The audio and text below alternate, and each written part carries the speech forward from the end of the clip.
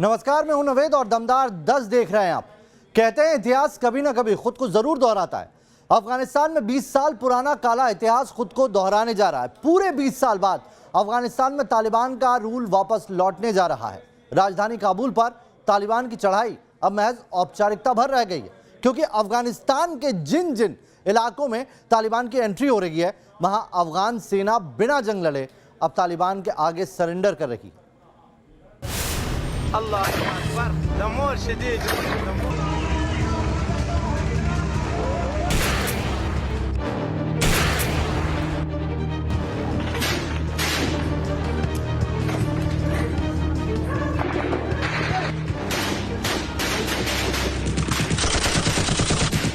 गोलियों की एक गूंज और रॉकेट का ये शो अब बस रस्म अदायगी भर रह गया है, क्योंकि अफगानिस्तान की सत्ता से अब तालिबान की दूरी महज चंद कदमों की रह गई है।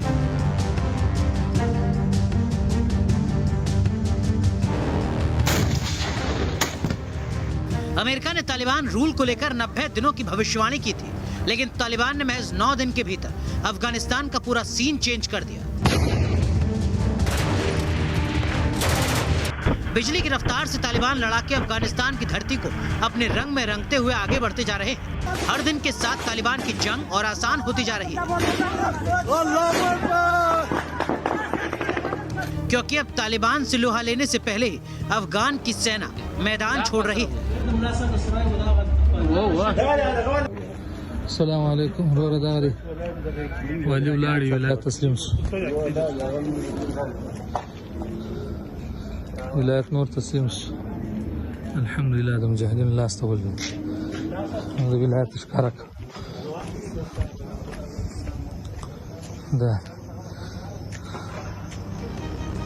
पिछले 24 घंटे के भीतर तालिबान ने अफगानिस्तान के 6 अलग अलग प्रांतों की राजधानियों पर कब्जा करके पूरी दुनिया को चौंका दिया।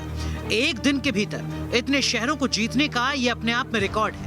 अफगानिस्तान के 34 सूबों में से अब तक 17 सूबों की राजधानियों पर तालिबान का कब्जा हो चुका है। इन 17 सूबों की सरकारें या तो तालिबान के आगे सरेंडर कर चुकी हैं या फिर मैदान छोड़कर भाग चुकी हैं। अमेरिका भी ये मान चुका है कि काबुल पर तालिबान का कब्जा अब महज औपचारिकता भर रह गई है, क्योंकि तालिबान काबुल से महज 90 किलोमीटर दूर है और ये फासला किसी भी वक्त खत्म हो सकता है। लिहाजा अमेरिका ने काबुल में मौजूद अपने दूतावास के कर्मचारियों को सुरक्षित निकालने के लिए 3000 जवानों की फौज भेजी है। It is a temporary mission with a narrow focus. As with all deployments of our troops into harm's way, our commanders have the inherent right of self-defense, and any attack on them can and will be met with a forceful and an appropriate response. Kabul के अमेरिकी दूतावास में करीब 5400 कर्मचारी हैं। इनमें अमेरिकी नागरिकों की संख्या करीब 1400 है। इन्हीं 1400 कर्मचारियों को निकालने के लिए बाइडेन सरकार ने 3000 अमेरिकी जवान भेजे हैं। पिछले 20 साल तक तालिबान जिस अमेरिका से बचने के लिए भागता फिरता रहा, उसी अमेरिका को अब तालिबान का डर सता रहा है। काबुल में अमेरिकी दूतावास ने अलर्ट जारी करके अपने नागरिकों को जल्द से जल्द अफगानिस्तान छोड़ने को कहा है। हिदायत दी गई है कि अमेरिकी किसी भी फ्लाइट को पकड़कर अफगानिस्तान छोड़ दें। We certainly anticipate being postured to support airlift as well for not only the reduction of civilian personnel from the embassy, but also in the forward movement of special immigrant visa applicants. So we do anticipate that there will be airlift required of us, and we are working through the final plans right now to put that into place. बीते 24 घंटे के भीतर तालिबान 6 नए प्रांतों को जीत चुका है। इन 6 प्रांतों में उसे जंग तक नहीं लड़नी पड़ी। क्यों? जंग से पहले ही अफगान सेना ने मैदान छोड़ दिया। अफगानिस्तान में इस वक्त की मौजूदा स्थिति क्या है और सत्ता से कितनी दूर है तालिबान? इंटरेक्टिव बोर्ड के जरिए इसकी बेहतर तस्वीर बताएगी मेरी सहयोगी Pinaz Tyagi. Pinaz, over to you. और अब आपको दिखाते हैं कि किस तरह से तालिबान ने बहुत कम वक्त में, अगर देखा जाए कि अगस्त के 2 हफ्तों के अंदर अंदर कैसे अफगानिस्तान के ज्यादातर हिस्सों पर 60% तक हिस्सों पर कब्जा कर लिया है। कौन कौन सी वो काली तारीख थी जब तालिबान अपना प्रभुत्व बढ़ाता चला गया। सबसे पहले बात करते हैं 7 अगस्त को जरांज प्रांत में। यहाँ सिर्फ इस इलाके में 7 अगस्त को जो है वो तालिबानी अपनी पकड़ बनाने में, कब्जा करने में कामयाब हुए। लेकिन 8 अगस्त आते आते देखिए उनका वर्चस्व कैसे बढ़ा कि 8 अगस्त को तालुकाना, कुंद्रूज, साथ ही साथ शेबरगन और सरे पुल, यानी कि 1, 2, 3, 4 कुल 4 जगहों पर तालिबानी जो हैं वो 8 अगस्त को अपना कब्जा जमाने में कामयाब हुए। फिर अगली तारीख की बात करते हैं 9 अगस्त। 9 अगस्त को ऐबक में कब्जा जमाने में कामयाब हुए। तो किस तरह से सिर्फ 90 किलोमीटर दूर जो है वो काबुल से बने हुए हैं। अब 10 अगस्त की बात कीजिए। 10 अगस्त को पुले खुमरी जो है काबुल के बेहद नजदीक, वहां पर पहुंचने में देखिए यहां से पुले खुमरी जो है यहां पर कब्जा जमाने में कामयाब हो जाते हैं। तो यहां पर 10 अगस्त को कब्जा कर लेते हैं। उसके अलावा जब हम आगे बढ़ते हैं 8, 9, 10 को फरहा में भी कब्जा कर लेते हैं। तो इसके बाद अगली तारीख की बात करते हैं 11 तारीख। सबसे ज्यादा आतंक मचा है 13 तारीख को।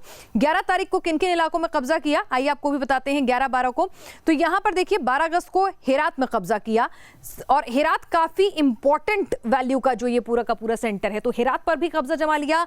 12 अगस्त को काबुल के करीब पहुंच चुके हैं। चारों तरफ से काबुल एक देखिए कि किस तरह से आसपास के सारे इलाके जो हैं उस पर अपना कब्जा जो है वो कायम किया हुआ है। यहां ये सारे इलाकों पर कब्जा हो चुका है काबुल के नजदीक। इस तरफ कब्जा हो चुका है चाजनी में, 12 अगस्त को गजनी में। तो आप ये देखिए कि यहां पर अभी आप समझिए कि किस तरह से 13 वो मनहूस तारीख थी जहां सबसे ज्यादा आतंक मचाया है तालिबानियों ने।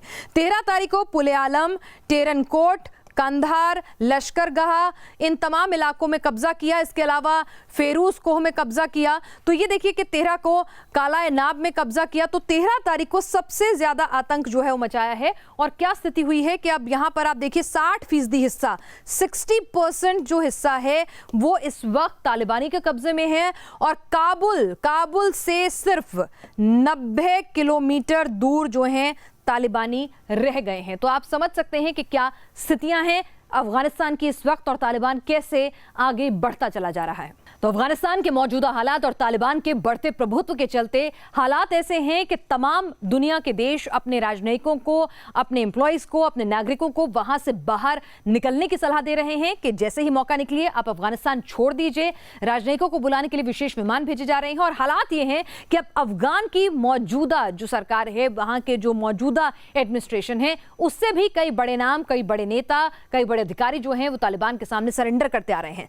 इस्माइल खान हेरात के पूर्व गवर्नर थे, हेरात पर कब्जा हुआ और इस्माइल खान ने सरेंडर कर दिया है। इसके अलावा deputy home minister Abdul Rahman भी सरेंडर कर चुके हैं तालिबान के आगे। अब्दुल साबुर केन हेरात के गवर्नर थे, हेरात पर कब्जा कर लिया तो उन्होंने भी सरेंडर करने में ही भलाई समझी क्योंकि जान इसी तरह से बच सकती है। Haseeb Siddiqui national director of security थे और उन्होंने भी किस तरह से सरेंडर करना ही जो है जान को बचाने का सबब समझा।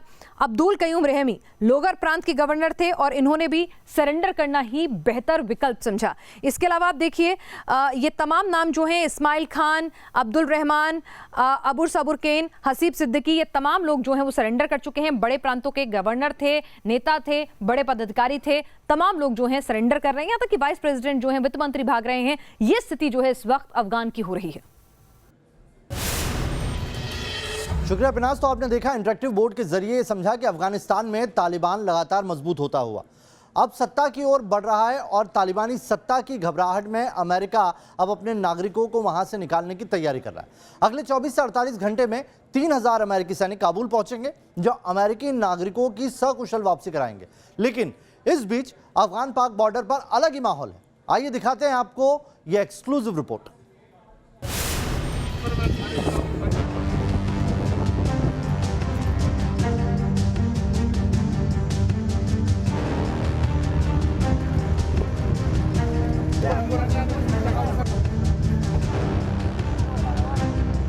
अमेरिकी तो अफगानिस्तान छोड़ रहे हैं, लेकिन आम अफगानियों का क्या होगा, जिनके पास ना तो देश छोड़ने का ऑप्शन है और ना ही तालिबान रूल के साथ जीने की इच्छा। ऐसे आम अफगानियों का जमावड़ा पाकिस्तान बॉर्डर पर लग रहा है। पाकिस्तान इस हालात के लिए पहले से तैयार बैठा है, क्योंकि वो अच्छी तरह जानता था कि जो आग उसने अफगानिस्तान में लगाई है उसका धुआं उसकी ओर ही आएगा। ये अफगानिस्तान पाकिस्तान बॉर्डर की तस्वीरें हैं, जहां आम अफगानी नागरिक पाकिस्तान सीमा में दाखिल होने के लिए पिछले कई दिनों से इंतजार कर रहे हैं। लेकिन बजाय हमदर्दी दिखाने के पाकिस्तानी रेंजर्स इन पर आंसू गैस के गोले दाग रहे हैं।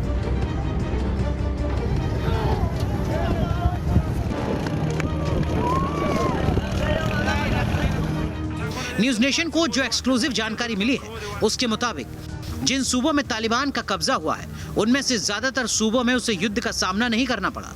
इन सूबों में करीब 30,000 अफगान सैनिक थे जिन्हें नाटो सेना ने ट्रेन किया था। ये 30,000 की फौज ने युद्ध से पहले ही तालिबान के आगे सरेंडर कर दिया।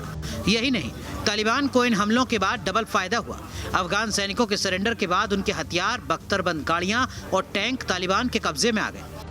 अफगानिस्तान में इस वक्त ग्राउंड जीरो पर क्या हालात हैं, इसे लेकर कंधार के सीनियर जर्नलिस्ट अब्दुल बशीर मशाल ने न्यूज नेशन को फोन लाइन पर बड़ी जानकारी दी। इस एक सूबे में भी फाइटिंग नहीं हुई है और 19 सूबों में से एक सूबे में भी फाइटिंग नहीं हुई है।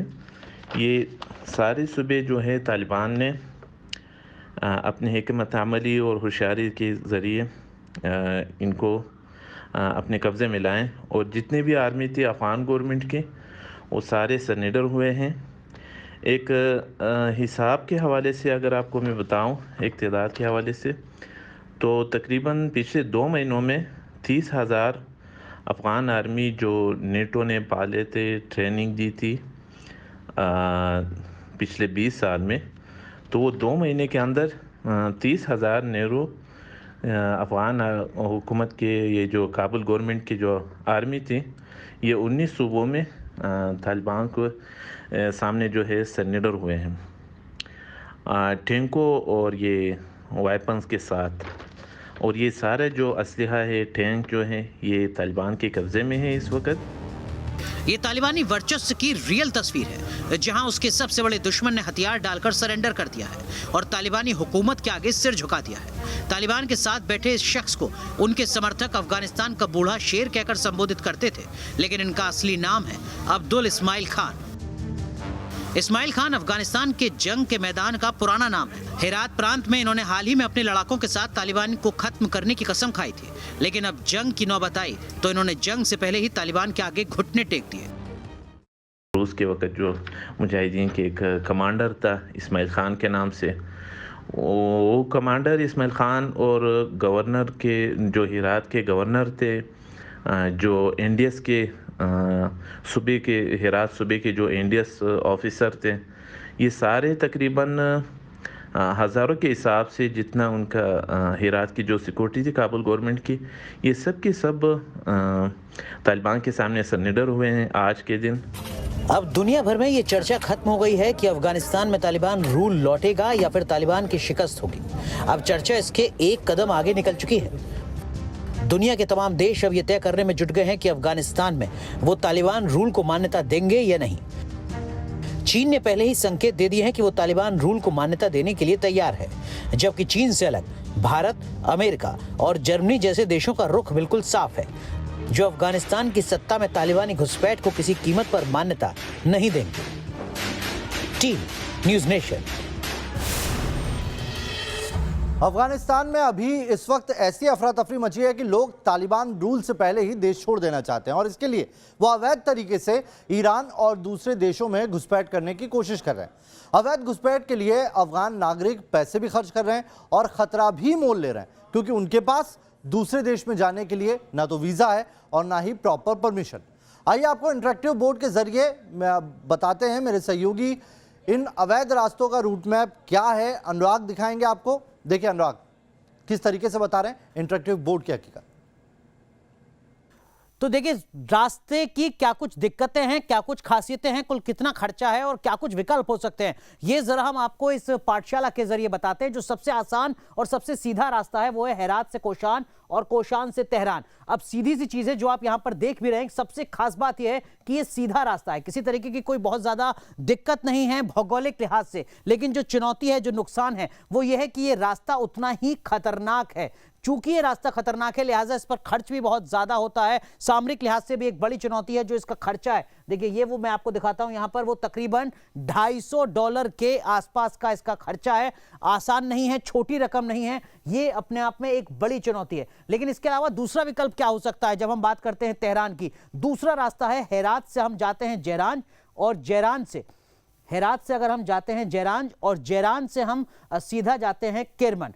केरमन से होते हुए हम अगर पहुंचते हैं तेहरान, तो ये जो स्थिति है यहां पर भी रास्ता लगभग सीधा है, कोई बहुत ज्यादा दिक्कत नहीं है, लेकिन यहां पर पकड़े जाने का खर्चा, जो खतरा है वो कहीं ज्यादा है। जो खर्चा है वो अपेक्षाकृत कम है, लेकिन बहुत ज्यादा अंतर नहीं है, $230 के आसपास का खर्चा है। इसके अलावा जो तीसरा विकल्प है, वो तीसरा विकल्प क्या हो सकता है? वो है हेरात से आप आइए सीधा जेरान, जेरान से आप जाइए पाकिस्तान, पाकिस्तान से आप जाएं मीर जावा, मीर जावा से केरमन और केरमन से तेहरान।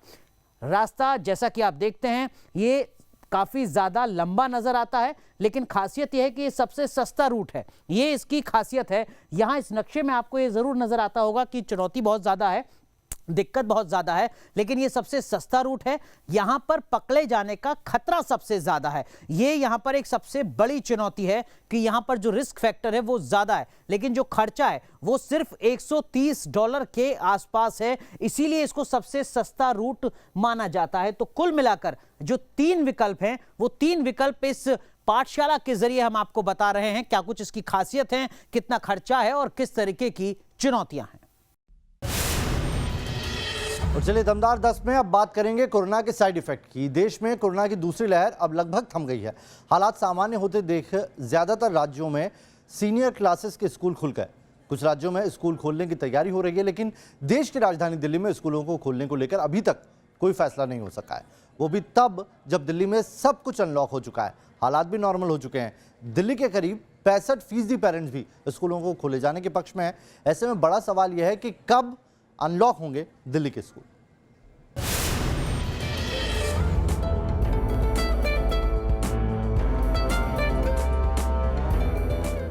डेढ़ साल बाद एक बार फिर से देश के कुछ राज्यों के स्कूलों में घंटी गूंज रही है।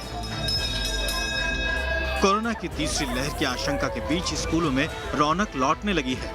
बच्चों का दोस्तों के साथ मौज मस्ती और टीचर्स से डायरेक्ट कम्युनिकेशन का दौर धीरे धीरे लौट रहा है। ये तस्वीरें यकीनन सुखद हैं, क्योंकि मेडिकल एक्सपर्ट्स क्लीन चिट दे चुके हैं। कोरोना की रफ्तार भी कम है, मॉल बाजार सब कुछ खुल रहे हैं। ऐसे में ज्यादातर राज्यों ने नियम और शर्तों के साथ 9वीं से 12वीं तक के स्कूल खोल दिए हैं, मगर कुछ राज्य ऐसे भी हैं जहां छात्र अब भी स्कूल खुलने का इंतजार कर रहे हैं। उन्हीं में से एक है दिल्ली, जहां क्लासरूम से बच्चों की दूरी की मजबूरी अभी भी बनी हुई है। वो भी तब जब दिल्ली में सिनेमा हॉल, मल्टीप्लेक्स खोल दिए गए हैं। मेट्रो और डीटीसी बस भी पूरी क्षमता से दौड़ रही है, लेकिन स्कूलों को खोलने के लिए एक्सपर्ट्स कमेटी की रिपोर्ट का इंतजार हो रहा है। जब हमारी डीडीएमए की मीटिंग हुई थी, उसमें सारी तैयारियां करने के लिए कहा गया। 1 महीने के अंदर उसको सब कुछ तैयार किया जाएगा, अगले महीने इसको विचार किया। सबसे पहले कि जितना भी स्टाफ है, डॉक्टर्स और टीचर्स हैं, स्टाफ मेंबर्स हैं, सबको वैक्सीनेट करना सबसे बड़ा काम है। स्कूलों को खोले जाने को लेकर दिल्ली सरकार ने पेरेंट्स से राय शुमारी भी की। दावा है कि करीब 65% पेरेंट्स स्कूलों को खोले जाने के पक्ष में हैं। ज्यादातर लोगों की राय यही है कि तमाम सावधानी बरतते हुए स्कूल खोले जाने चाहिए, लेकिन मामला एक्सपर्ट्स कमेटी की रिपोर्ट पर आकर अटक जाता है। पिछली डीडीएमए की बैठक में ये डिसाइड हुआ था कि एक कमेटी बनेगी जो ये तय करेगी कि क्या स्कूल्स खोलने चाहिए, और अगर खोलने चाहिए तो किस प्रकार, किस प्रोटोकॉल के तहत स्कूल्स खुलेंगे। तो हम उम्मीद करते हैं कि आने वाले कुछ दिनों में ये कमेटी अपना फीडबैक दे देगी। लेकिन मेडिकल एक्सपर्ट्स को लगता है कि दिल्ली में स्कूलों को सावधानी के साथ खोले जाने का वक्त आ चुका है, क्योंकि यहाँ कोरोना संक्रमण दर काफी कम है और सब कुछ न्यू नॉर्मल की तरफ लौट रहा है। सोशल डिस्टेंसिंग को फॉलो करें, मास्क को फॉलो करें, और सारे टीचर्स और सारे प्रिंसिपल्स और ये सब जागरूक रहें इस बीमारी के बारे में, और पेरेंट्स भी पूरी कोऑपरेशन करें। तो इस तरह से मैं समझता हूं कि हमें गाइडेड वे में खोलने चाहिए। दिल्ली में 10वीं से लेकर 12वीं क्लास के लिए स्कूल आंशिक रूप से जरूर खुले हैं, लेकिन स्कूल पूरी तरह कब से खोले जाएंगे, इसके लिए सरकार का क्या प्लान है, इसके मद्देनजर हमने उपराज्यपाल दफ्तर से भी सवाल पूछे, लेकिन वहां से कोई आधिकारिक जवाब नहीं आया।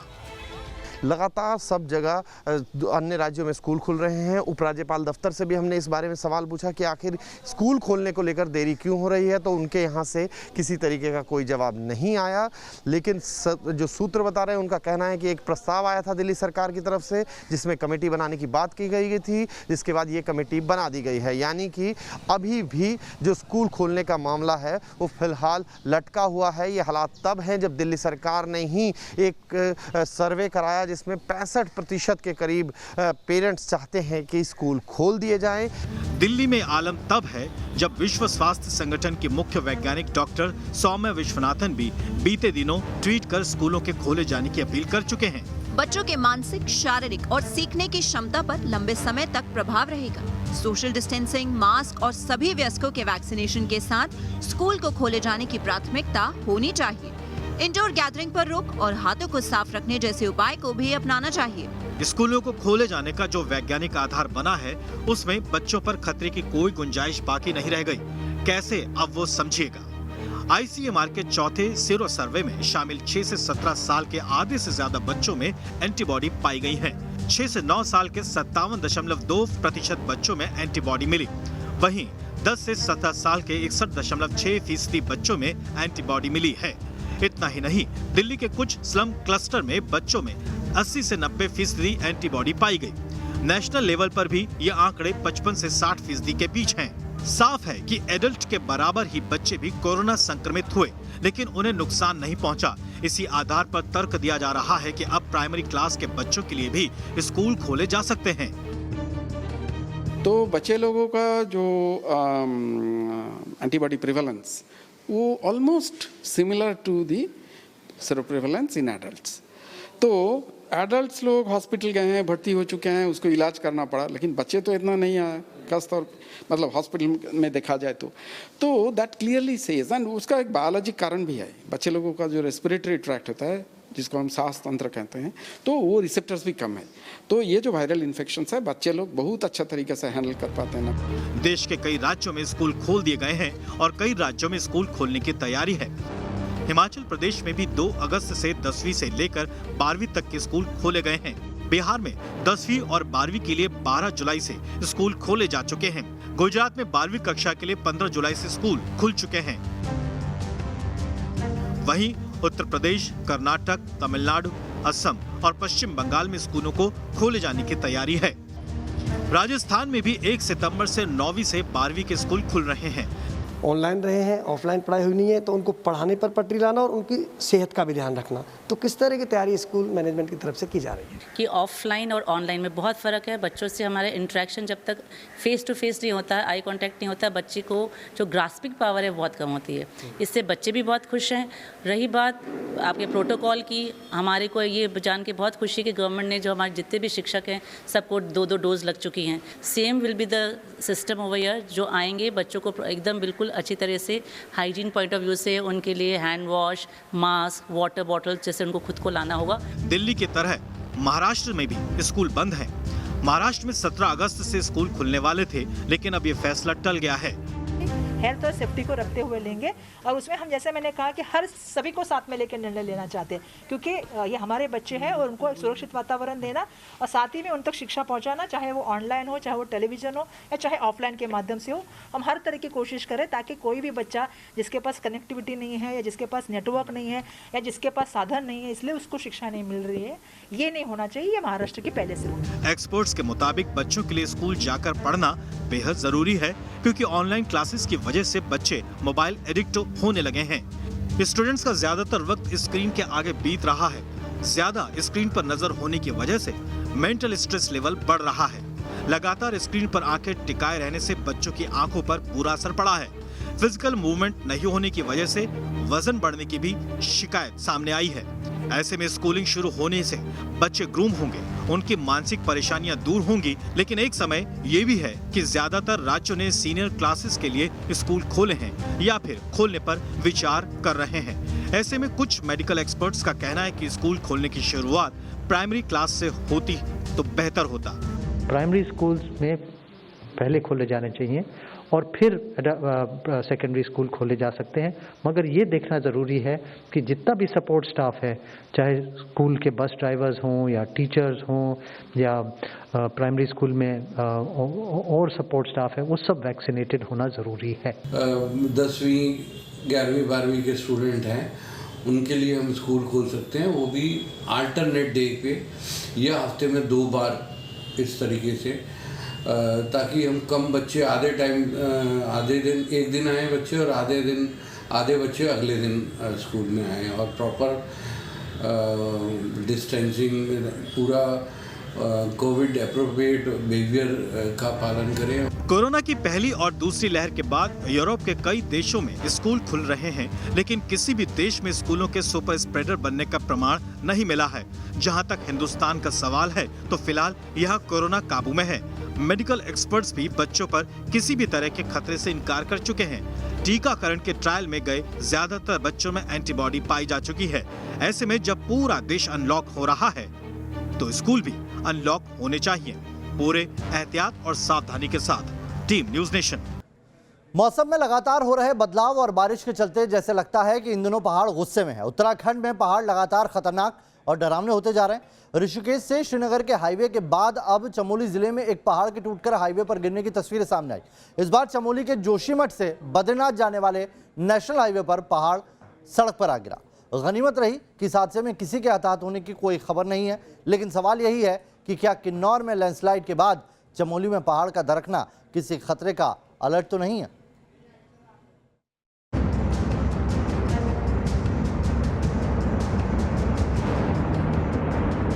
कुदरत का कहर, पहाड़ तोड़ तबाही।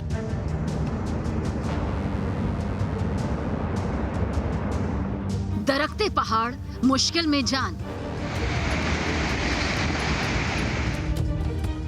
बरसते पत्थर, फंस गई जिंदगी। अभी किन्नौर हादसा लोगों के जहन से निकला भी नहीं था कि एक बार फिर पहाड़ दरकने का ऐसा मंजर लोगों को डरा रहा है।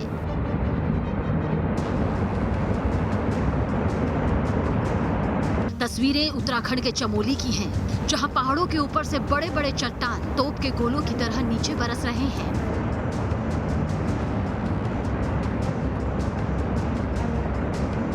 भारी वजन वाले चट्टान तिनकों की तरह पहाड़ से अलग होकर नीचे की ओर गिर रहे हैं।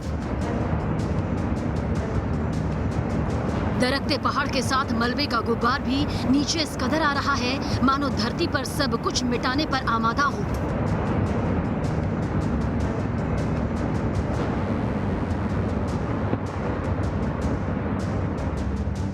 ये रूह कपाने वाला मंजर है, जहां पहाड़ों के दरकने की ये तस्वीर खौफ पैदा करती है। जितना बड़ा पहाड़ है, उसके ऐसे भरभरा कर गिरने की ये तस्वीर चिंता की लकीरें पैदा करती हैं, क्योंकि उत्तराखंड में पिछले कई दिनों से खराब मौसम की वजह से लैंडस्लाइड की कई तस्वीरें सामने आ रही हैं।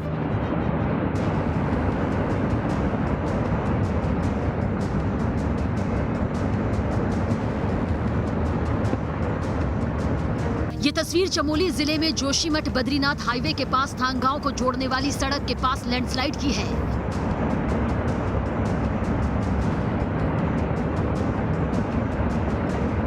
मंगलवार को भी टोटा घाटी के पास नेशनल हाईवे पर लैंडस्लाइड हुआ था। तब ऋषिकेश से श्रीनगर जाने वाली हाईवे पर तेज आवाज के साथ पहाड़ का बड़ा हिस्सा टूटकर गिर गया था। इस दौरान वहां खड़े लोग बाल बाल बच पाए थे। लैंडस्लाइड के चलते हाईवे भी बंद हो गया था। अब इन तस्वीरों को देखिए, कैसे पहाड़ का एक हिस्सा भरभरा कर नदी के ऊपर गिर रहा है। ये पूरा पहाड़ गिर गया। दरअसल हिमाचल के लाहौल स्पीति के नालदा गांव में अचानक पहाड़ दरकने लगे और पहाड़ों से नीचे आता मलबा चिनाब नदी के ऊपर गिरने लगा। हालत ये हो गई कि पहाड़ों से गिरते चट्टान की वजह से चिनाब नदी का प्रवाह तक बाधित हो गया।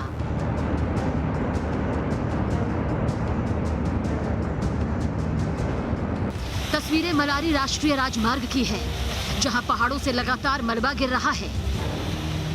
से पत्थर।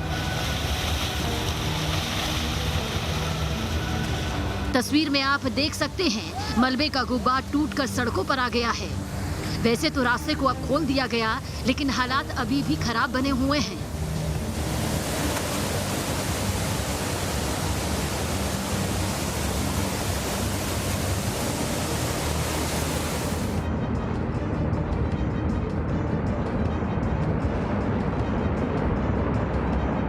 बद्रीनाथ राष्ट्रीय राजमार्ग पर पहाड़ों से लगातार मलबा गिरने से नेशनल हाईवे टंगड़ी पागल नाला बंद हो गया।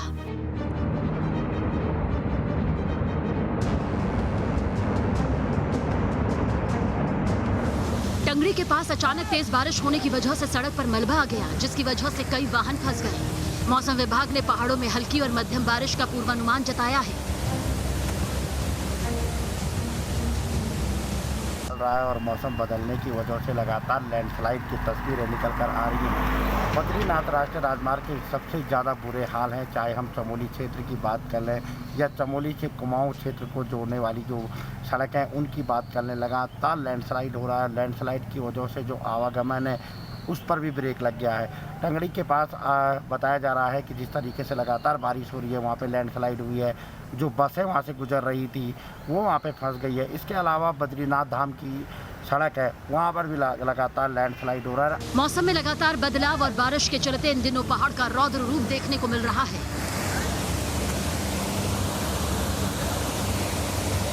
हाल ही में सिरमौर से लेकर किन्नौर तक पहाड़ों के दरकने की तस्वीरें सामने आई थी। सवाल ये है, क्या पहाड़ इन दिनों भारी गुस्से में हैं या कुदरत किसी बड़े खतरे का अलर्ट दे रही है? चमोली से नितिन सेमवाल के साथ टीम न्यूज़ नेशन। लगातार बारिश और गंगा कोसी सहित तमाम नदियों में आए उफान के बाद बिहार में बाढ़ का संकट दिन ब दिन गहराता जा रहा है और नए इलाकों में भी अब पानी फैलने लगा है। तो गंगा के साथ सोन और पुनपुन के बढ़ते जलस्तर के कारण पटना के आसपास के निचले इलाकों में बाढ़ का खतरा बढ़ गया है। बताया जा रहा है कि अगर पटना में बारिश नहीं रुकी तो शहरी क्षेत्र में जल जमाव की समस्या खड़ी हो सकती है। इसकी वजह यह है कि गंगा के बड़े जलस्तर के कारण शहर में दाखिल पानी के बाहर निकलने का रास्ता बंद हो चुका है। ऐसे में गंगा में गिरने वाले कई नालों को प्रशासन ने एहतियातन बंद कर दिया और इन नालों का पानी अब पंप के सहारे निकाला जा रहा है। बिहार में उफनती गंगा का कहर, पानी का प्रहार, जिंदगी दुश्वार। बिहार में बाढ़, मचा हाहाकार। बिहार में गंगा और सोन नदी उफान पर है। हालात ये हैं कि खेत खलिहान से लेकर दुकान मकान सब पानी में डूब चुके हैं। ये तस्वीरें पटना में जल आयोग के दफ्तर की हैं, जहां गंगा का पानी दाखिल हो चुका है। सब कुछ पानी में डूब चुका है। यहां से गंगा की उफान पर निगरानी की जाती है। यहां के हालात क्या हैं, इसका जायजा ग्राउंड जीरो से न्यूज़ नेशन संवाददाता ने लिया है। केंद्रीय जल आयोग कार्यालय पटना में गांधी घाट पर यह जल आयोग कार्यालय है, जो कि गंगा नदी पर नज़र भी रखती है आयोग, और यहाँ पर जो भी क्रियाकलाप होते हैं जल से जुड़े हुए इसी आयोग के कार्यालय के जरिए होते हैं। मगर हम दिखाना ये चाह रहे हैं कि फ़िलहाल ये जल आयोग का कार्यालय भी बाढ़ के पानी के चपेट में आ गया। आप देखिए पूरा कार्यालय इस वक्त पानी से लबालब है। इस तरफ गंगा का किनारा है, पानी अंदर आ चुका है, खतरे के निशान के ऊपर है पानी। और देखिए कैसे लोग यहाँ पर संघर्ष कर रहे हैं। परेशानी ये है कि पानी इस कदर भर गया है कि अब चुनौती इनके सामने ये है कि इस बाढ़ में, संकट की घड़ी में इनको रिकॉर्ड भी मेंटेन करना है, काम भी करना है। गंगा की उफनती धारा खतरे का अलर्ट दे रही है। गंगा और पटना शहर में अंतर कर पाना धीरे धीरे मुश्किल होता जा रहा है, क्योंकि गंगा अब शहर में दाखिल होती जा रही है। कब आप घाट से गंगा में होंगे पता तक नहीं चलेगा। गांधी घाट पर गंगा खतरे के निशान से 1.60 मीटर ऊपर बह रही है। पटना में गंगा और शहर दोनों एक। आपको हम दिखाते हैं कैसे पटना में गंगा का विकराल रूप अब शहर को अपने आगोश में लेने लगा है, यानी राजधानी को अपने आगोश में लेने लगा है। हम गंगा नदी की धार के इस तरफ हैं, जहां से ये गंगा अभी गुजरते हुए बिल्कुल अंदर आ गई है, और ये तटबंध को पार करके गंगा कैसे शहर के अंदर आ रही है वो तस्वीर आपको हम दिखा रहे हैं। ये पूरा पेवमेंट का इलाका रहा, ये सिटिंग एरियाज़ है जहाँ पर अमूमन लोग आते थे, बैठते थे, वॉक करते थे, लेकिन अब ये सब कुछ लबालब भर चुका है। अब ये पूरा बराबर है। आप देखिए गंगा की तेज़ धार बिल्कुल वहाँ से बह रही है जहाँ पर अभी मैं खड़ा था, और बिल्कुल वहाँ से गुजरती हुई गंगा की धार बता रही है कि इस वक्त गंगा बहुत ही खतरनाक रूप अख्तियार कर चुकी है। पटना में गुरुवार की रात और शुक्रवार की सुबह हुई बारिश से कई इलाकों में पानी जमा हो गया। कुर्जी इलाके में तो बाढ़ जैसे हालात हो गए हैं। पीएन मॉल, लॉयला स्कूल के आसपास पानी जमा है। यहाँ लोगों का सड़क पर निकलना मुश्किल है। राजधानी पटना में भी गंगा पूरे उफान पर है। गंगा अब जिले के ज्यादातर घाटों पर या तो खतरे के निशान से ऊपर बह रही है या फिर बेहद करीब है। पटना को बाढ़ से बचाने के लिए जल संसाधन विभाग और जिला प्रशासन ने अपनी पूरी ताकत झोंक दी है। गंगा किनारे की करीब 10 किलोमीटर वाली सुरक्षा दीवार में 108 ओपनिंग गेट हैं। इन सभी गेटों में जहां भी पानी का दबाव है वहां रेत भरे बोरे रखे गए हैं। करीब 2 लाख रेत के बोरों का इस्तेमाल पटना शहर को बाढ़ से बचाने के लिए किया जा रहा है। सुरक्षा दीवार से गेट से पानी शहर में ना घुसे, इसके लिए उसके रास्ते को ऊंचा किया गया है। लेकिन बाढ़ से बेहाल बिहार के लिए फिलहाल चिंता की खबर है। मौसम विभाग ने 15 अगस्त तक पूरे राज्य में बारिश के आसार जताते हुए ब्लू अलर्ट जारी कर दिया है। ये तस्वीरें बिहार में बाढ़ की विनाशलीला को बताने के लिए काफी हैं। कोई ऐसा इलाका बचा नहीं जहां पानी का पहरा ना हो। शुक्रवार की सुबह भी पटना में बारिश हुई।